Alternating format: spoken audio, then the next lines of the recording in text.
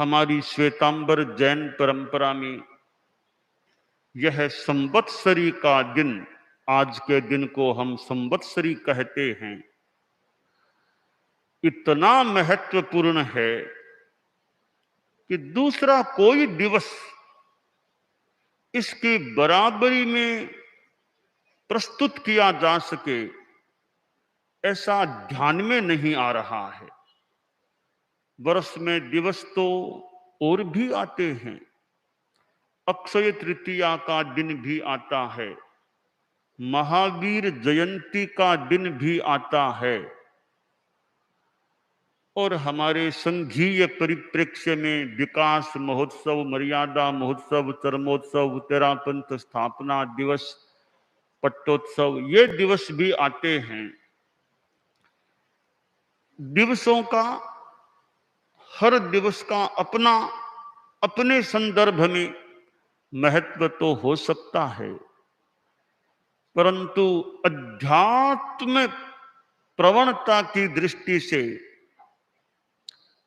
अन्य दिवस मुझे आज के दिन की तुलना में रख सकूं, अन्य दिवसों को आज के दिवस के बराबर रख सकूं, यह साहस मेरे में नहीं हो रहा है।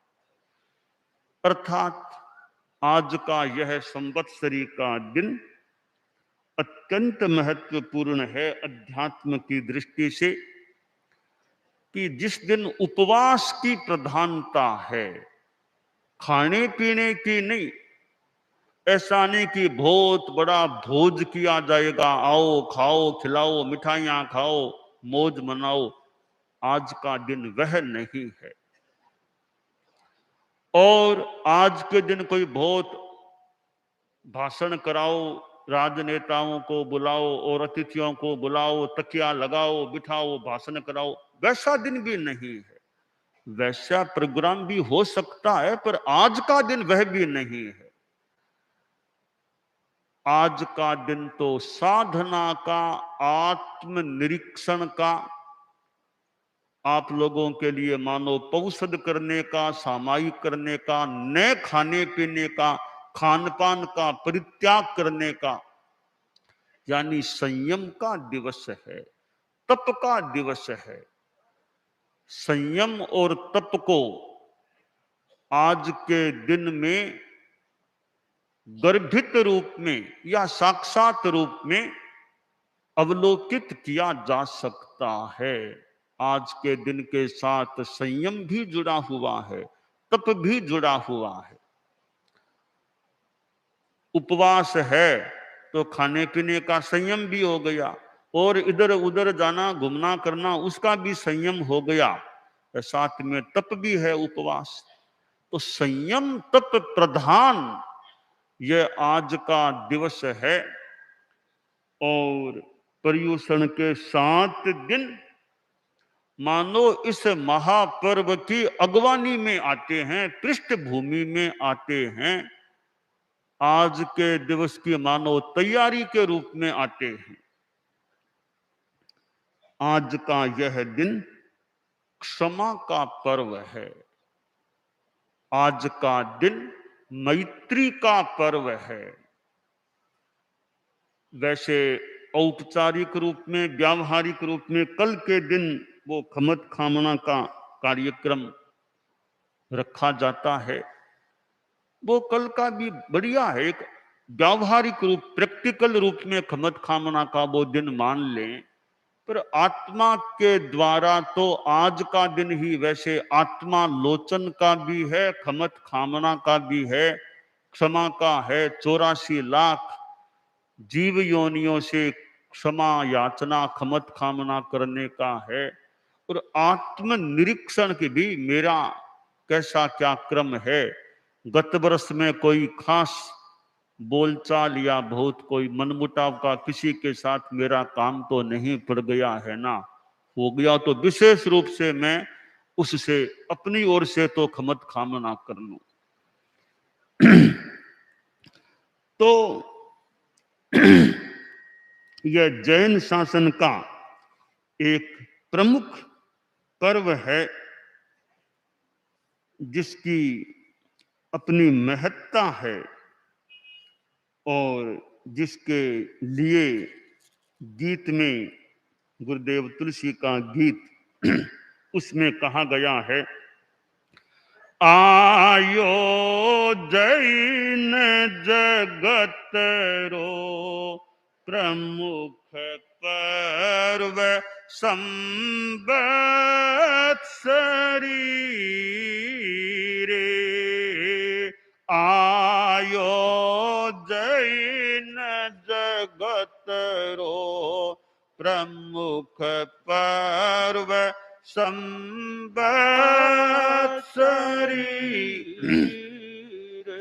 छायो सकल संघ में रंग धर्म जग हरि भरी रे, आयो जैन जगत रो प्रमुख पर्व संवत्सरी रे, लाखा लोग आज उपवासी, लाखा लोग आज उपवासी, पौषध पच वापच खासी, पौषध पच वापच खासी, रात्रिन दिन छिन छिन जिन ध्यासी, रात्रिन दिन छिन छिन जिन ध्यासी, पल पल सफल बितासी, आज समाज रोग रे, आयो जैन जगत रो प्रमुख पर्व संवत्सरी रे, आयो जैन जगत रो प्रमुख पर्व संवत्सरी रे। जैन शासन का यह प्रमुख पर्व जिसे चारित्रात्माएं भी मनाते हैं और गृहस्थ भी मनाते हैं। चारित्रात्माओं के द्वारा तो मनाने का एक बड़ा साधन है कि चौबिहार उपवास। यह पूछना नहीं पड़ता कि उपवास चौबिहार पचकाएं या त्रिविहार पचकाएं, पूछना नहीं है, अपेक्षा नहीं है। गृहस्थों को तो फिर भी पूछना पड़े, चौबिहार पचकाएं त्रिविहार पचकाएं, जैसी धारणा वैसे साधु साध्वियों चारित्रात्माओं के लिए यह चौबिहार त्रिविहार का भेद करने की जरूरत नहीं है। निर्विकल्प है कि चौबिहार उपवास, छोटे से छोटा साधु और बड़े से बड़ा साधु सब एक समान रूप में चौबिहार उपवास के द्वारा मानो आज के दिन को मनाते हैं। एक तरीका तो मनाने का हो गया चौबिहार उपवास, यह साधु साध्वियों चारित्रात्माओं द्वारा, गृहस्थ भी कई चौबिहार कोई त्रिविहार रूप में मना लेते हैं। इस पर्व को मनाने का दूसरा साधन है वार्षिक प्रतिक्रमण। आज सायंकाल सूर्यास्त के बाद के समय में मूल वार्षिक प्रतिक्रमण है, और वार्षिक प्रतिक्रमण है उसका आभूषण क्या है? इतना बड़ा महत्वपूर्ण दिन का प्रतिक्रमण है तो आभूषण भी तो महत्वपूर्ण चाहिए। हमारे मानव पुरखों ने संवत्सरी के प्रतिक्रमण को बड़ा महत्वपूर्ण आभूषण पहनाया है। कोई रथ यात्राएं आदि आदि निकलती है, मूर्ति को आभूषित करो, वैसा करो वैसा करो।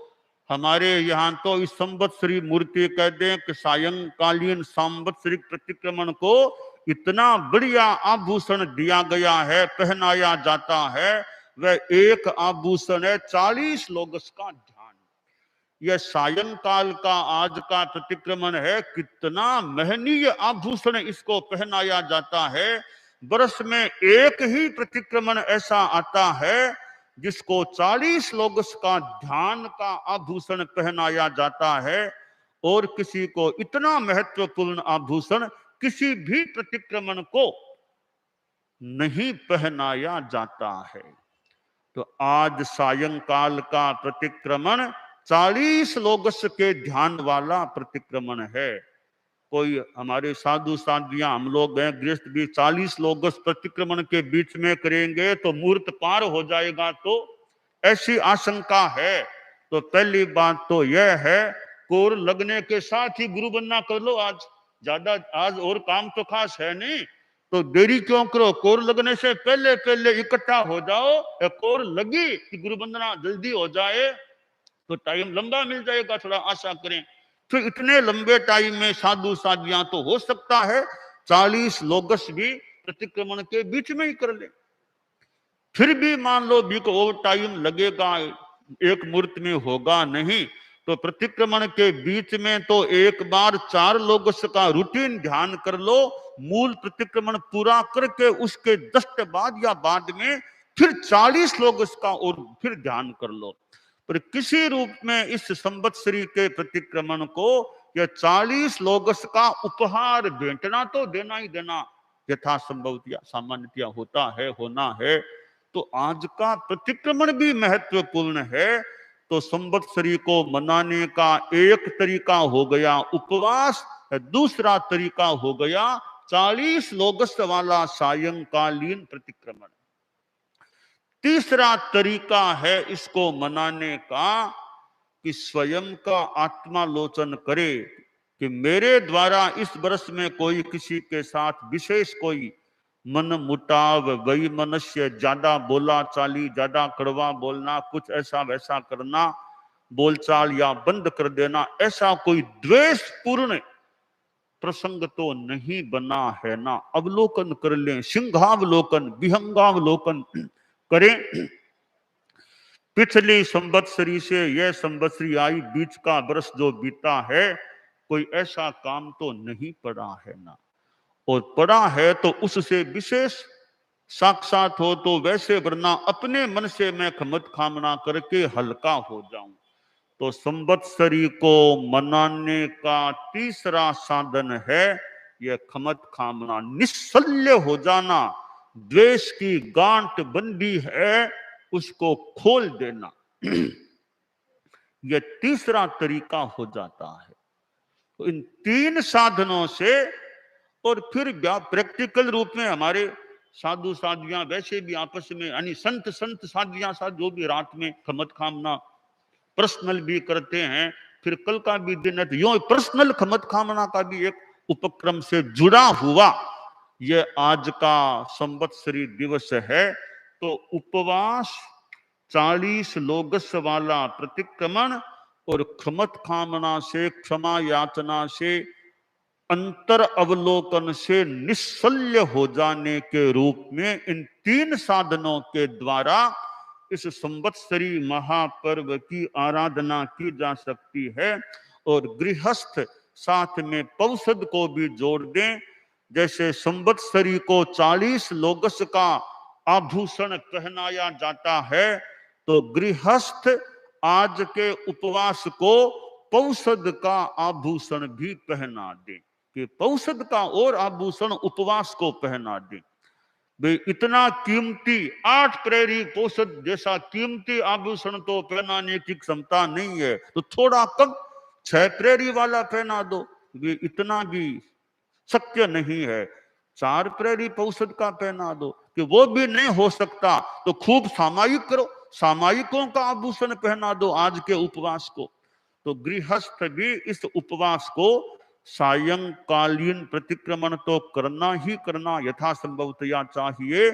इसके अलावा पौषध के अनेक प्रकारों में से किसी प्रकार के द्वारा या फिर सामायिकों के द्वारा भी इस संवत्सरी के उपवास को आभूषित करने का प्रयास किया जा सकता है गृहस्थों के द्वारा भी।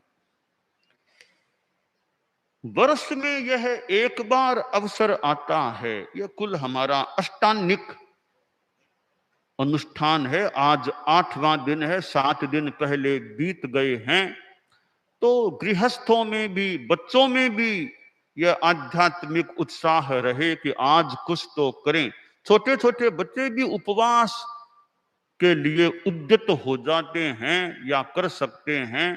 तो ये आज का दिन है, बच्चों को भी प्रेरणा भी, कुछ तो करो। पूरा उपवास नहीं तो एकासना कर लो, पोरसी कर लो, 11 बजे तक त्याग कर लो, कुछ तो करो।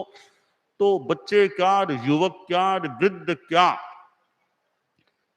किसी न किसी रूप में त्याग संयम के द्वारा आज के पर्व को मनाना चाहिए। कोई कह दे भी मैं तो रह नहीं सकता, टेबलेट लेनी पड़ेगी, गोली खानी पड़ेगी, तो ठीक है भाई, कुछ तो कह नहीं, मुझे तो सुबह सुबह तो चाय पीनी ही पड़ेगी, उसके बिना तो मेरा ज्यादा बैठना ही मुश्किल है, तो सुबह सुबह चाय तो लेनी पड़ेगी। वो सेठ साहब वृद्ध अवस्था के थे, हमारे संत लोग घरों में गए कि भैया संवत्सरी है, उपवास उपवास उपवास प्रेरणा दे रहे थे। तो एक घर में गए तो वो सेठ साहब वृद्ध अवस्था के थे। लोगों ने कहा सेठ साहब तो संवत्सरी का भी उपवास नहीं करते हैं, खाना खाते हैं। तो संत गए कि सेठ साहब कल संवत्सरी आने वाली है, तो उपवास कल का। देखा संत आए हैं, तो सेठ जी बोले कि महाराज उपवास तो कैसे करूं, मुझे तो चाय लेनी पड़ती है। मैं अमल भी लेता हूं, अमल के साथ चाय भी चाहिए। अमल उगता तभी, जब चाय पीऊंगा तो अमल उगेगा, काम करेगा। तो चाय अमल मुझे लेना पड़ता है, उपवास करूं मैं तो सवेरे सवेरे ही मुझे तो अमल और चाय चाहिए, उसके बिना ज्यादा मैं काम भी नहीं कर पाता, तो वो जरूरी है। उसके बिना मैं रह नहीं सकता, फिर उपवास करूं कैसे, फिर मैं खाना भी खा लेता हूं। तो संतों ने कहा आपकी इतनी मजबूरी है, जरूरी है अमल चाय लेना, तो ठीक है आप इतना तो करो, अमल चाय के सिवाय बाकी दिन भर का त्याग कर दो। इतना तो कर लूंगा, इतना कल कर लूंगा, अमल चाय ले लूंगा सुबह सुबह का, बाद में दिन रात का ही मैं खान पान का, यानी जो भी पानी सिवाय जो भी कहा हो, त्याग कर दूंगा। तो मजबूरी है भी, गोली तो खानी पड़ेगी, शुगर कम हो जाती है, वो हो जाती है, तो कुछ तो खाना पड़ेगा। ठीक है, जितना कर सको उतना करो, तो कुछ तो आज के दिन को उपहार में देने का प्रयास करें। जैन शासन को हमने स्वीकार किया है, और इसलिए किया भी हमारी यानी आत्मा का कल्याण हो सके। दुनिया में अनेक धर्म हैं, धर्मों की अपनी अपनी साधना पद्धतियां भी। एक वर्ष में अमुक दिनों में विशेष साधना, अमुक धर्म में वो दिन, अमुक धर्म में वे दिन, अमुक धर्म में ऐसे अलग अलग हो सकते। तो हमारे जैन शासन में ये भादवा महीने में जो हमारी श्वेतांबर परंपरा में ये पर्युषण संवत्सरी के दिन है, वो बरस भर के खास दिन है धर्म ध्यान की साधना की। तो अपने अपने धर्म के विधि विधान है। जितना तप संयम जैन करे अजैन करे, जो भी करेगा वो अच्छा अच्छा करेगा, वो अच्छा भरेगा, अच्छा पाएगा। कोई भी करे, जैन अजैन कोई भी हो, जो भी संयम तप करेगा, किसी धर्म का आदमी करे, संयम तप जो भी करेगा, भले अपने धर्म के अनुसार करो, अहिंसा संयम तप का जो पालन करेगा, वो किसी धर्म को मानने वाला हो, उसको अच्छा लाभ मिलेगा ही मिलेगा, ये मान करके चलना चाहिए। हमारे जैन धर्म में यह पर्युषण संवत्सरी के विशेष दिन हैं। तो इन दिनों में तो भले बिजनेसमैन हो, भले और कोई काम धंधा करने वाले, जहां तक हो सके इन दिनों में कुछ विशेष धर्माराधना का प्रयास होना चाहिए। कभी दुकान बंद कर सके तो वैसे सोचे कि बंद पूरा मुश्किल है, तो जितना समय निकाल सको वो धर्माराधना में लगाने का प्रयास करो। जैन शासन में चारित्रात्माएं भी होते हैं, साधु साध्वियां ये लोग भी होते हैं। इनकी तो अपनी चर्या है, जीवन भर के लिए इन्होंने गृह त्याग कर दिया है, परिग्रह त्यागा है और भी आश्रमों को त्यागा है। तो चारित्रात्माओं का तो, साधु साध्वियों का तो विशेष एक जीवन का क्रम होता है। गृहस्थ हैं, उनके जीवन में भी त्याग संयम रहना चाहिए। छोटा बच्चा भी है, 4 वर्ष का, 5 वर्ष का, बोलना सीख गया है, तो नवकार मंत्र उसको याद कराया गया या नहीं, नवकार मंत्र उसके कंठ में स्थित हुआ या नहीं। और चीजें बच्चों के पोषण के लिए मानो दी जा सकती है, और कोई आभूषण बच्चों को पहनाया जा सकता है, या नवकार मंत्र का हार कंठ में धारण कराया या नहीं बच्चे को। या नवकार मंत्र छोटे बच्चे को भी जो ही बोलना सीख जाए, खासकर माताएं ध्यान दें, और साधु साधियों का भी योग मिल सकता है। माताएं हैं जी, हमारे ज्ञानशाला के प्रशिक्षण देने वाले हैं भी, बच्चों को नवकार मंत्र तो खैर पहली मानो चीज है। तो नवकार मंत्र वो कंठे धारे जो सया मणवो, जो उपसर्ग हरम पास में आता है, कंठे धारे जो सया मणवो, आसातना या कोई दोष न लगे, तो नवकार मंत्र भी कंठे धारे, कंठ में बच्चों को भी धारण करा देना चाहिए कि बस यह नवकार मंत्र तुम्हारे जीवन के साथ जुड़ जाए, आत्मा के साथ जुड़ जाए। तो जैन है, तो जैन की एक पहचान है, जो नमोकार धार ओ, जो नमस्कार महामंत्र को धारण करने वाला है, उसका जप करने वाला है। नमो अरहंतानं, नमो सिद्धानं, नमो आयरियानं, नमो उवज्जायानं, नमो लोये सब साहूनम, यह जो उच्चारण करने वाला है वह जैन है। तो जैन की एक पहचान, एक प्राथमिक पहचान है, जो नवकार मंत्र के प्रति श्रद्धा रखने वाला और नवकार मंत्र का जप जपने वाला है, वो जैन आदमी है। और फिर आगे अनेक बातें हो सकती है। तो नवकार मंत्र का जप होते रहना चाहिए। कोई बच्चे कह दें कि नवकार मंत्र गिनते हो, पूछते हैं तो कहें भी कभी कभी गिनता हूं, कभी कभी, अरे कभी कभी क्यों, कभी क्यों, सभी गिने सदा गिने, सदा कभी नहीं, भले अभी गिन लो, सदा गिनो, रोज नवकार मंत्र का जप करो। हो सके तो नाश्ता लेने से पहले पहले जप करो। वो नाश्ता, उस नाश्ते से पहले धर्म का नाश्ता करो या नवकार मंत्र का नाश्ता करो। पहले तो यह भी कहा जाता कि अब भी कोई कहते हो सकते हैं कि बच्चों से कि पहले महाराज के दर्शन करके आओ, नाश्ता बाद में मिलेगा, कि पहले दर्शन करो साधु साधियों के। संभवतः गुरुदेव तुलसी का भी बचपन का के बदना जी कहते पहले सचियों के दर्शन करके आओ, बाद में नाश्ता मिलेगा। तो दर्शन भी बढ़िया, दर्शन तो मान लो साधु साधियां हो तो करें, न जो तो नवकार मंत्र तो अपने पास में हो ही सकता है ना, तो उसका जप कर लो। तो जैन जो श्रावक श्राविकाएं, जैन परिवार, जैन गृहस्थ हैं, उनमें नवकार मंत्र के जप का क्रम रहना चाहिए। और उनकी जीवन शैली कैसी है, खान पान कैसा है, का Jain food, Jain food, hotel में भोजन क्या करोगे, कि भोजन तो हमारे वहां जैन फूड बनता है, बहुत जैन फूड, यानी एकदम शुद्ध शाकाहार, और ये लहसुन प्याज जैसी चीजें भी नहीं, तो बहुत एक जैन फूड मान ले, बहुत अच्छा, यानी अभक्ष्य से बचा हुआ। तो भोजन कैसा है जैन व्यक्ति का, ऐसा नहीं कि होटल में गया तो वो भी चलेगा और ये भी चलेगा, दोनों नहीं चले, वो भी चलेगा और वो भी, तो क्या खाना, वेज नॉन वेज दोनों ही चलते हैं, दोनों ही चलते, दोनों ही क्यों चले, नॉन वेज क्यों चले। तो खान पान होटल में ठहरो, चाहे बच्चे विद्यार्थी पढ़ने जाते हैं, विदेश में कितने विद्यार्थी जाते हैं, तो हॉस्टल में ठहरते हैं, तो हॉस्टल का भोजन कैसा है वो ध्यान देने की बात है। कि हॉस्टल में ठहरोगे तो हॉस्टल का खाना खाओगे, तो भोजन है कैसा, नॉन वेज है वेज है कैसा है, वो भी ध्यान देना चाहिए।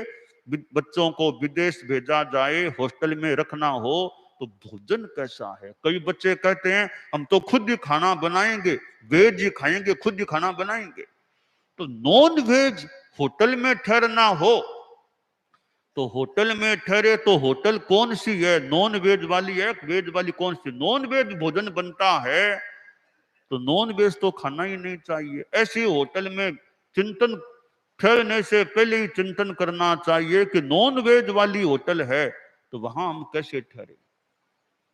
तो ये भोजन के संदर्भ में ध्यान देने की बात कि नॉन वेज मांसाहार से बचा। बात सही पूरी है कि नहीं है, काल्पनिक घटना जो भी है, सारा समझने की दृष्टि से मैं बात मानो बता रहा हूं।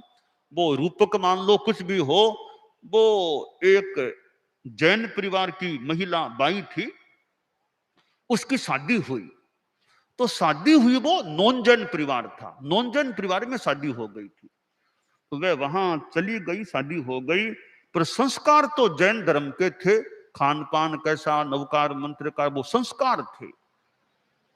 तो उसका बच्चा था, मान लो अंदाज 6-7 वर्ष का बच्चा, बीमार हो गया।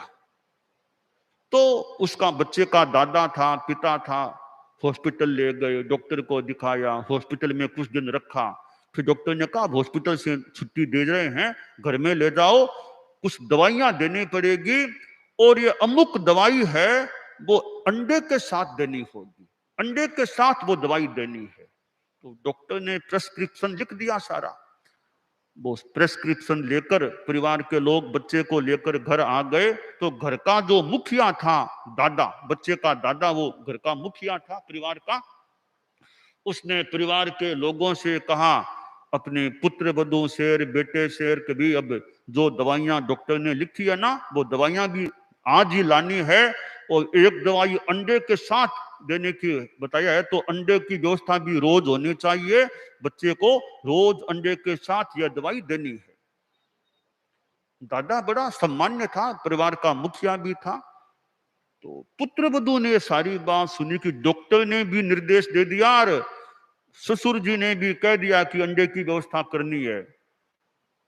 पर मेरा बच्चा, मैं तो जैन खून से पली पुसी, जैन परिवार में पुली पुसीर मेरा बच्चा है, वो नॉन वेज तो कैसे खाएगा।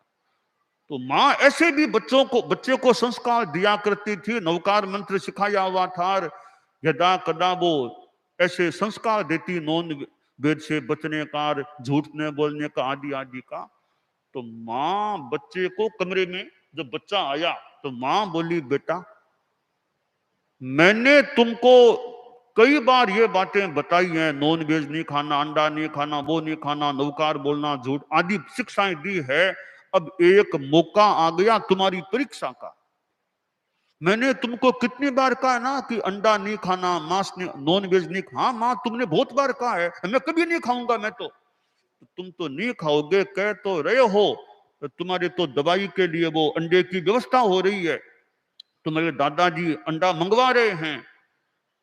कहानी मैं तो अंडा नहीं खाऊंगा माँ। तो नहीं खाऊंगा, क्या पता दादा थोड़ा फोर्स करेगा तो फिर क्या करोगे। तो नहीं माँ नहीं खाना। अब पक्का रहना, मजबूत रहना, तुम मेरे बेटे हो, मेरे अंगजात हो। तो मैंने जो संस्कार दिए अहिंसा के, ये अंडा नहीं खाने का और मतलब क्या कि अहिंसा धर्म का पालन करना है। अहिंसा के लिए नॉन वेज नहीं खाने की बात है, साथ में संयम की बात भी है। तो अंडा नहीं खाना है, तो ना माँ बिल्कुल नहीं खा, पक्का रहना। देखो तुम्हारे दादाजी के सामने तुम जानते हो मैं तो बोल नहीं पाऊंगी, मैं तो तुम्हारे दादाजी से प्रत्यक्ष बात भी नहीं करती हूँ, बोल भी नहीं पाऊंगी। अब तुम देखना तुम कितने मजबूत रहते हो कि अंडा नहीं खाना ना, बिल्कुल तुम चिंता मत करो, मैं अंडा कभी नहीं खाऊंगा। दादाजी कुछ भी बोल दिए, अंडा मैं नहीं खाऊंगा। अब बच्चे को और मजबूत कर दिया एकदम, अंडा नहीं खाना। अब मध्याह्न में वो बच्चे को अंडे के साथ वो दवा देनी थी। तो दादा ने आवाज दी, अरे बेटा आ जाओ, दवाई आ गई है, आ जाओ आ जाओ।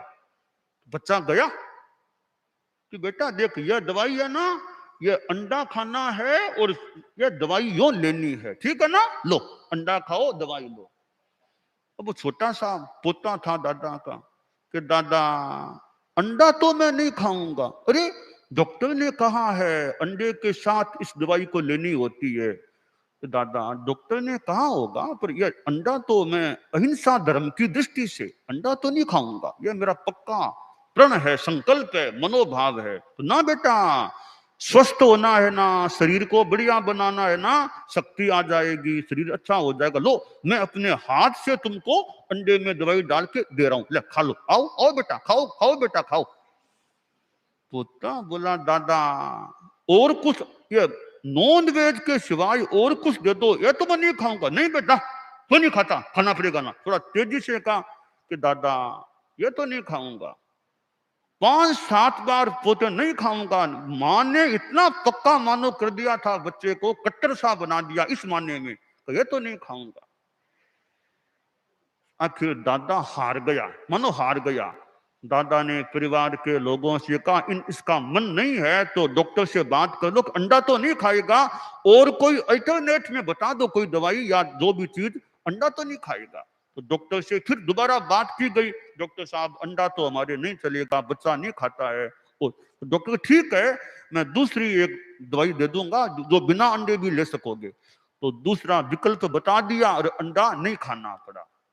एक बच्चे में वो संस्कार दे दिए गए, अंडा खाने से बच गया। दवाइयां है ठीक है, दवाइयों का कोई विकल्प भी तो हो तो विकल्प खोजा जाए। हमारे साधु साधियों के लिए तो हमारे विधान भी है कि जहां भी दवाई में लगे कि मिश्रण है कुछ नॉन वेज का, तो वो हमारे लिए असेवनीय, अग्राह्य है। तो सामान्य व्यवस्था है, बाई चांस कोई लेना, दवाई में भी कुछ कहीं कोई मिली कोई बात हो, भूल चुक में भी ले लिया, या कोई जानबूझ के भी कभी कोई पृष्ठ लेना पड़ जाए तो प्रायश्चित ग्रहण करने की बात है। तो अंडा तो दूर की बात है, कहीं दवाई में भी कोई कैप्सूल में भी थोड़ा सा मिश्रण भी है, चर्बी का जो भी कुछ है, तो कैप्सूल भी जिसमें नॉन वेज का मिश्रण है, हमारे लिए प्रयास यह कि वर्जन हो, और कोई विकल्प भले खोज ले मिल जाए तो थोड़ा बहुत तो हमारा मनोबल हो, तो नहीं कोई बात नहीं। तो कहीं कहीं हमारा वो, जैसे उस बच्चे ने अंडे के लिए कहा, अंडा तो बहुत बड़ी बात है, और भी जितना अपना संभव हो सके हमको तो चाहिए ही, गृहस्थों को भी नॉन वेज की दवाइयां है तो प्रयास यह करें, पहला प्रयास तो कि वे दवाइयां न लेनी पड़े, ऐसा प्रयास तो करें। तो जैन जो गृहस्थ हैं, श्रावक श्राविकाएं हैं, उनका खान पान कैसा है, यानी खान पान हमारा नॉन वेज रहित हो, ऐसा गृहस्थों का प्रयास हो, यह हमारी प्रेरणा है। और इधर नशे की बात है, शराब आदि नशीले पदार्थ चीजें हैं, इनसे भी जैन लोग गृहस्थ हैं, वे बचने का ध्यान दें कि भी ड्रिंकिंग नहीं। कोई आपकी व्यावसायिक मीटिंग होती है, मीटिंग में भले अजैन लोग ज्यादा हैं, जैन आप अकेले, बाकी सब अजैन हैं, भले वो अजैन होंगे, वो जाने, आप तो भी मैं नहीं, शराब मैं नहीं पी सकता, मैं नहीं पीना चाहता, आप निषेध कर दें। हर मनुहार को मानना जरूरी नहीं होता, हर मनुहार, किसी मनुहार को सविनय अस्वीकार भी किया जा सकता है। मनुहार हार जाए, मनुहार को हार माननी पड़े, इतना सविनय अस्वीकार हो कि शराब की चीज तो मैं नहीं लेना चाहता, स्पष्ट मनाही कर देनी चाहिए। उसमें यह नहीं ले लूं नहीं लूं, नहीं लेना, नहीं लेना, हम नहीं लेना चाहते। तो यह हमारी अहिंसा और विनम्रता के साथ अग्राह्य है, तो उसके लिए गृहस्थों को अस्वीकार का साहस भी, मनोभाव भी रखना चाहिए। शादी है, शादी में क्या स्थिति है, वहां कोई ड्रिंकिंग की तो बात नहीं है ना। तो शादी हो, कोई चुनावी माहौल है, चुनाव में प्रचार के लिए मान लो जाना है, जैन लोग हैं तो चुनाव, जो राजनीतिक चुनाव होते हैं, लोकसभा, सभा यानी विधानसभा आदि के, तो चुनाव के प्रचार में जाना भी है, तो गांव के लोगों को शराब पिलाओ और वोट ले लो। वोट लेने के लिए शराब पिलाने वाली बात से बचने का चिंतन होना चाहिए। तो यूं जैन जीवन शैली, परम पूज्य आचार्य तुलसी आचार्य महाप्रज्ञ जी वो जैन जीवन शैली की बात चलिए तो वो खान पान की शुद्धता भी जैन जीवन शैली का एक अंग है। तो यह जैन शासन के गृहस्थों में, श्रावक समाज में यह भावना रहनी चाहिए कि हमारी जीवन से और भी नैतिकता अहिंसा जीवन में रखें, प्रयास यथासंभव होना चाहिए। और उधर फिर सामायिक की साधना है।